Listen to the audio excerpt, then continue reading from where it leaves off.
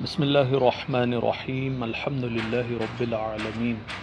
والصلاة والسلام علی سید الانبیاء والمرسلین وعلی آلہ وصحبہ اجمعین۔ نفس کے اختلاف پر ہم نے کافی تفصیلی گفتگو کی ہے، اور جو اختلاف مختلف اقسام میں آتا ہے تو اب یہ اختلاف میں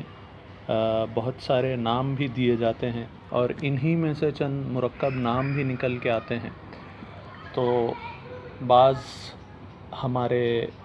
احباب نے مجھ سے یہ کہا تھا کہ میں مرکب نفس پر بھی ویڈیو بناؤں،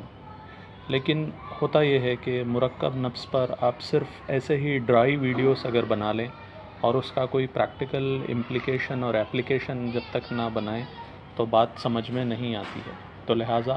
میں نے یہ سوچا کہ نفس کے اختلاف سے ریلیٹڈ جو مرکب قسمیں بنتی ہیں ان کا پریکٹیکل اپلیکیشن بھی ہم ساتھ ساتھ پڑھتے چلے جائیں، تاکہ بات ہمارے سمجھ میں آئے۔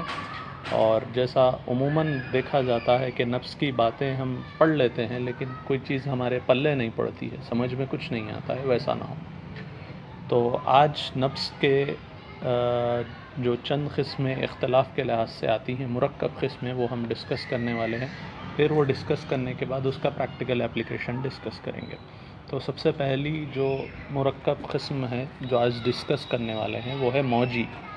اب یہ موج کی جو حالت ہوتی ہے وہ آپ دیکھتے ہوں گے کہ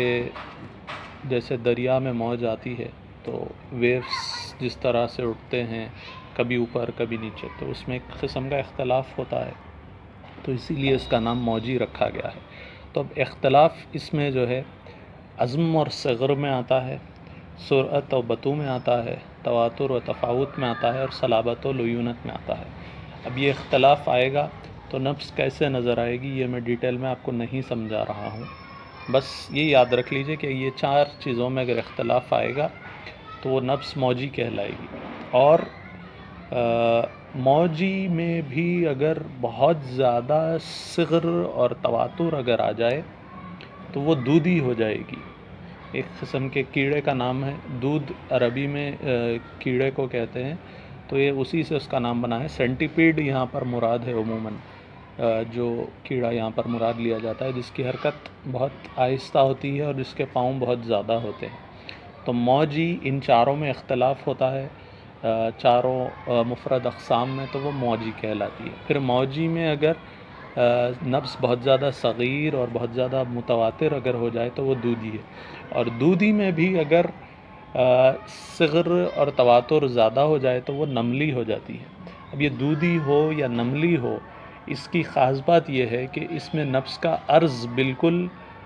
ناپید ہو جاتا ہے۔ عرض کا اختلاف جو ہوتا ہے، عرض میں جو اختلاف ہوتا ہے، یعنی نفس کے چوڑے پن میں، یعنی سلنڈر آپ مان لیجیے تو ایک سلنڈر کا جو چوڑا پن ہوتا ہے، وڈتھ جو ہوتی ہے، وہ جو اس کا جو اختلاف ہوتا ہے، عرض کا جو اختلاف ہوتا ہے، وہ بالکل دودھی اور نملی میں ناپید ہوتا ہے۔ اب چونکہ اتنا زیادہ صغر ہو رہا ہے تو عرض میں اختلاف بہت مشکل بن جاتا ہے۔ اس کے بعد چوتھی قسم جو آج ہم ڈسکس کرنے والے ہیں وہ ہے منشاری۔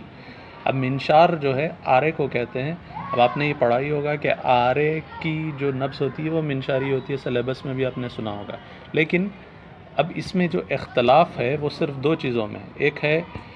عزم و صغر میں اختلاف ہے، اور دوسرے صلابت و لیونت میں اختلاف ہے۔ تو یہ دو چیزوں میں اختلاف ہے، جو باقی چیزوں میں اختلاف نہیں ہے وہ ہم ڈسکس کر لیتے ہیں۔ منشاری میں ہی تو نفس سری ہوگی، متواتر ہوگی اور صلب ہوگی، اور صلب ہونے کے باوجود صلب میں ہی اختلاف پایا جائے گا، یعنی ایسا نہیں ہوگا کہ ایک حرکت میں وہ صلب ہو رہی ہے دوسرے میں لین ہو جائے، بلکہ صلب میں ہی ڈگریز آپ کو ملیں گی، کہیں صلب زیادہ ہو جائے گا، کہیں صلب کم ہو جائے گا۔ تو اس طرح کا اختلاف ہوگا نبض منشاری میں۔ جبکہ موجی میں چار چیزوں میں اختلاف ہے، منشاری میں دو چیزوں میں اختلاف ہے، عزم و صغر، صلابت و لیونت۔ اور صلابت میں بھی منشاری میں ہوتا یہ ہے کہ یہ صلب ہے، لین نہیں ہوتی ہے کبھی بھی، صلب ہے، اور صلب میں ہی اختلاف پایا جائے گا، اس کے ویرنگ ڈگریز رہیں گے۔ اب آگے بڑھتے ہوئے جو بات ہم آج کے ویڈیو میں ڈسکس کرنے والے ہیں اس کی طرف آ رہے ہیں کہ اورام کی نفس اب ورم کیا ہوتا ہے، ورم کی کیا اقسام ہیں، یہ بات میں آپ کی بنیادی یونانی نالج کے اوپر چھوڑتا ہوں، اور یہاں پر صرف یہ ڈسکس کرنا چاہوں گا کہ ورم کی نبض ہوتی کیا ہے۔ اب ورم کی نتیجے میں جو لازمی چیزیں ہیں، روبر، ٹیومر، کیلر اور ڈالر، وہ ہوتا ہے کہ پین ہوتا ہے، ریڈنس ہوتی ہے، سویلنگ ہوتی ہے، ٹیمپریچر بڑھتا ہے۔ تو اگر ورم کسی عضو رئیس میں ہوگا تو جو نبض میں تغیر آئے گا وہ سارے جسم کی نبضوں میں آپ کو دیکھنے کو ملے گا، تمام جسم میں آپ کو یہ تغیرات دیکھنے کو ملیں گے، اور سارے جسم کی نبضوں میں آپ اس کے تغیرات دیکھ سکتے ہیں کیونکہ عضو رئیس متاثر ہے۔ اور اگر نبض یعنی ورم کی وجہ سے اگر بخار آ رہا ہے تو حرارت غریبہ بڑھے گی،